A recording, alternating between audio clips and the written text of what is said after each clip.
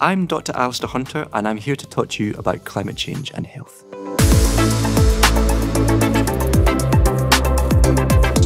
Until recently, the world's climate had shown relative stability for thousands of years, with a large proportion of our planet's landmass enjoying temperate conditions. These benign conditions for human flourishing lasted thousands of years, during a period known as the Holocene, which is a geological name given to roughly the last 11,000 years of the Earth's history, following the last ice age. But for over a century, levels of carbon dioxide and other greenhouse gases such as methane have been rising due to humanity's activities. The use of fossil fuels for industry, for energy, heating and cooking, large-scale rearing of cattle and other animals for food, leading to increased methane in the atmosphere, and wide-scale deforestation, which has meant fewer trees to absorb the CO2, have all contributed to climate change. CO2 persists in the atmosphere for around 100 years, so even if all man-made CO2 emissions stop tomorrow, the climate will continue warming for some time to come.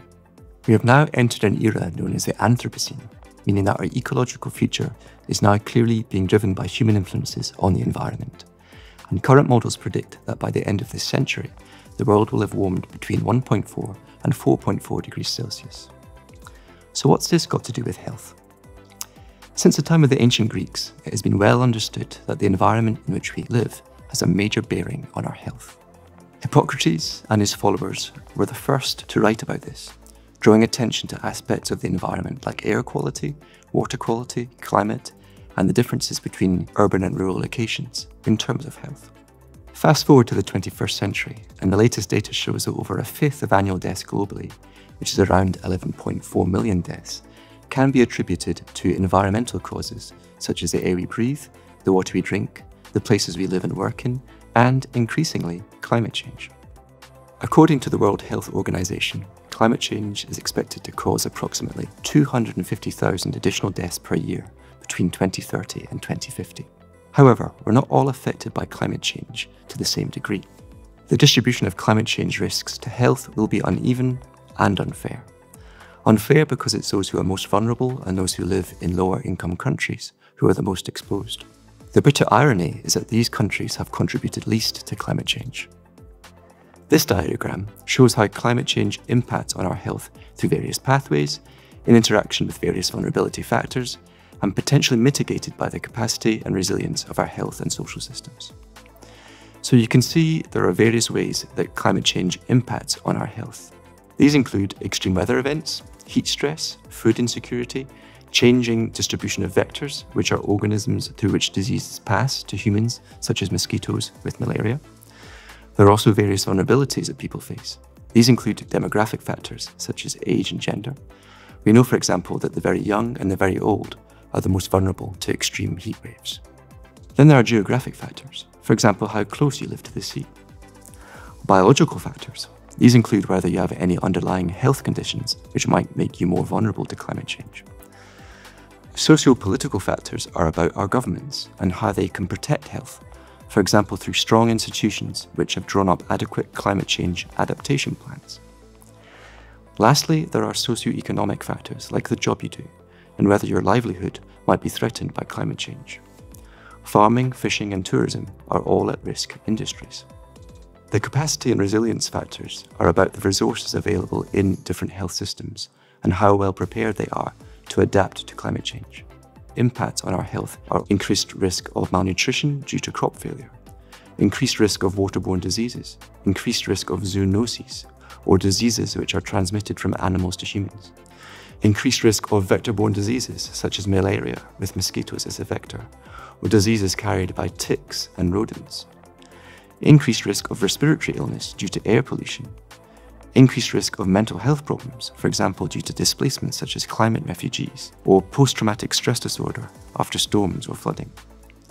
Impacts on healthcare facilities themselves due to extreme weather, power outages and flooding.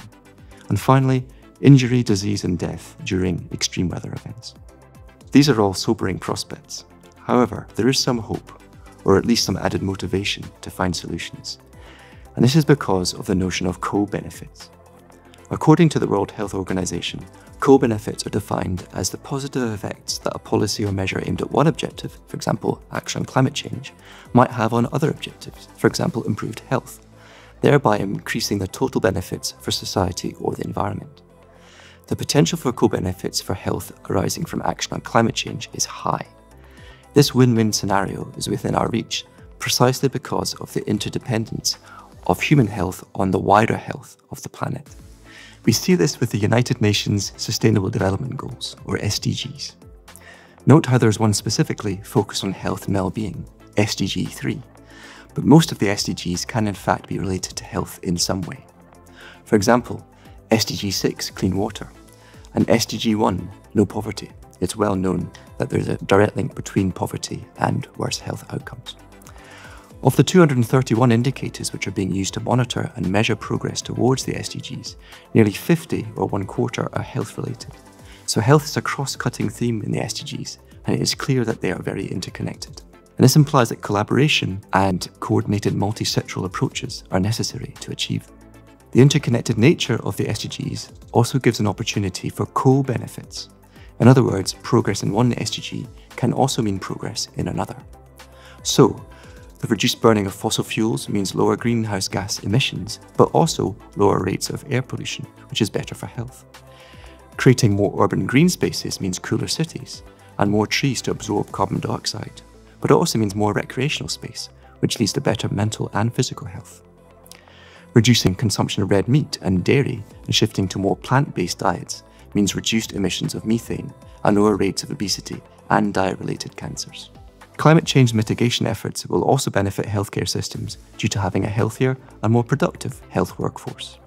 And finally, shifting from petrol fuel to active travel means both reduced greenhouse gas emissions and increased physical activity and better health. It's clear that climate change isn't just an environmental crisis, it's a growing health crisis too. Here at the School of Social and Environmental Sustainability, we're tackling these challenges through collaboration and innovation.